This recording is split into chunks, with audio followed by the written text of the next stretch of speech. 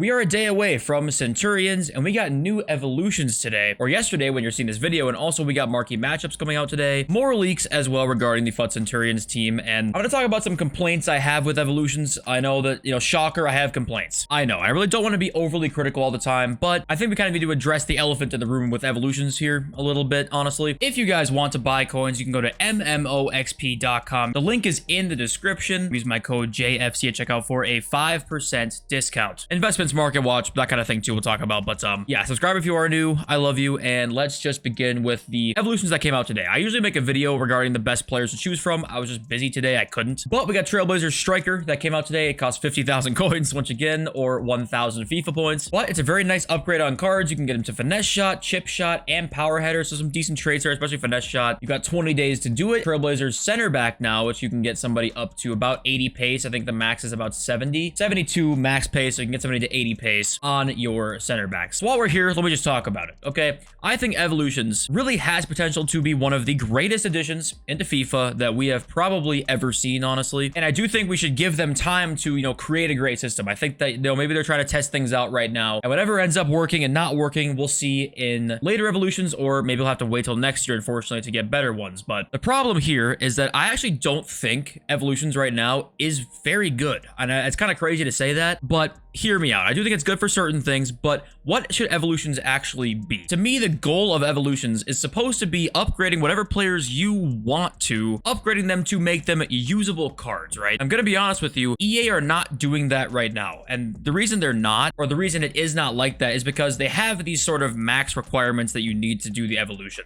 Pace max 85, shooting max 75, dribbling max 79. There's always different requirements here that you have to select a player from. And because of that, you basically only see a few cards that are going to be decent at all that you can use. This Dennis card right now is currently extinct at 10,000 coins as common card, because you can get him up to a pretty nice card. I mean, yes, he's 50k, but this one is one of the more worth it 50k cards that we've seen in a while. 98 agility base is wild with solid physicals, good shooting, and high pace, along with technical finesse shot. Like, that's really nice. The issue is, first of all, they're paid, so it's not free in the first place. Second issue, that to me is a much bigger issue here, is I don't get to kind of pick who I want to. And you might respond to that by saying, okay, well, you have to pick the most meta card ever. No, you don't. And you know what? That would be normally a good response to that. However, the reason there's really absolutely no benefit in picking a player that would be just, say, fun, but not quite as good, right? Somebody you really like on your team. Like, I support Juve. I could, select some Juventus players, and I would really like that. I would love to do that. The problem is there's no benefit in you doing this whatsoever, because there is no casual game mode to take any fun players into ever. The most casual game mode we have right now is FUT Champs, which is supposed to be the competitive game mode for every weekend. Like, that's supposed to be a very competitive game mode. Right now, it's the most casual mode that we've got. So let's go down here to page 10, right? Let's find the card in here that maybe wouldn't be quite as good as you would want. Say you are a Brighton fan, right? And you've got Evan Ferguson here, who you could upgrade to at least a card that is somewhat okay, right? It's not very good. 79 pace, 85 shot, 81 dribbling. But if you're an Evan Ferguson fan, if you're a Brighton fan, that's still fun. It's still a much better card, because Evan Ferguson might not ever get a special card this entire year. You don't know what's going to happen. And that would be a viable thing to do, except there's no place to take this card into at all unless you absolutely want to get ran through by people using meta sweaty teams. Because you go into here and every game mode is designed to be uber competitive, because they want you to have to try and get the best team to compete in these games, because that makes them money. So if you have a system like this where everything is uber competitive, to me, they should make these evolutions to where you can pick a certain player and get them up to certain card stats. That's the way that I think this should be done, in my opinion. Because, say you are a Lille fan and you are a big fan of Bayo. Say he's,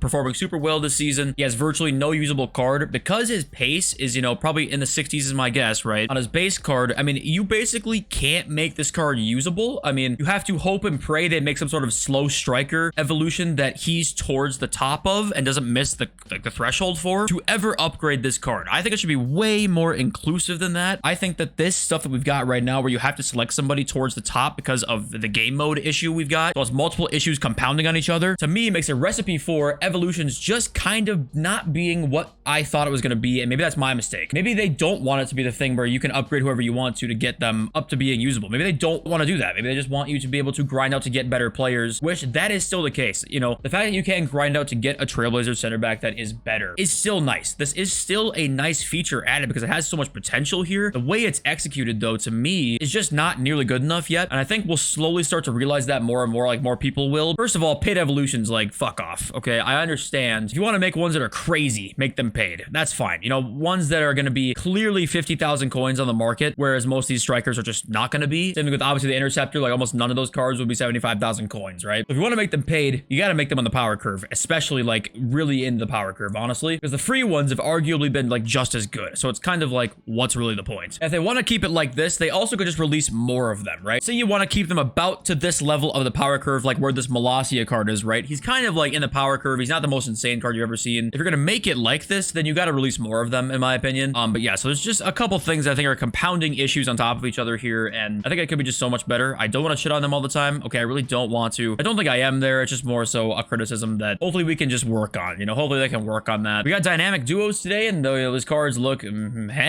Basharoto, I think is how you say it, and Gallo there look like okay cards. That's pretty much all I got to say there. And Stoichkov came out today, which is the much more interesting part of the content today. Stoichkov has 10 squads. We got an 88, 87, 86, 86, 86, 85, 83, a gold squad, and then the bronze and the silver squads. So in total, it's coming in around 775 on the market, it looks like right now. This card is good, okay? I'm telling you, it's probably going to be good. It's just work your way up towards it. Don't feel like you got to spend a bunch of your fodder immediately on this. I don't know if that will be worth it. And also go and use the loan first. If you really love this loan, you know, for 5 games, you end up thinking, oh my God, I definitely want to do him, then go ahead and do that after you get the loan. Do not put in 288s, or sorry, an 88 and an 87 and something before you do the loan on him. Don't do that, okay? So let's look at leaks. And usually right now, we actually have pack leaks around this time. We'll probably definitely see them for tomorrow. The scoreboard usually has pack leaks and we don't see them yet. So no idea what that means. They could just be late, but Andrea Pirlo is coming as a Centurions icon as well. There's a lot of Centurions icons going around right now. Like a lot of them. I think we're up to like 10 or 11, honestly. We got Andrea Pirlo on the way. Looking at some more regular Centurions cards here. We got Gioro, who's, I've heard she's really good. She does seem a lot like the female Conte. If you've used her, let me know. I guarantee you she'll end up being more affordable than like what she deserves to be because she just isn't known or used by many people, honestly. Fodder cards begin. We got Moses Simon, who might not be a total fodder card. You know, 98 pace is pretty wild. The stats are just predicted, so you can take that with a grain of salt, but high pace, you know, it probably fodder, okay? We got Andrich, who, I mean,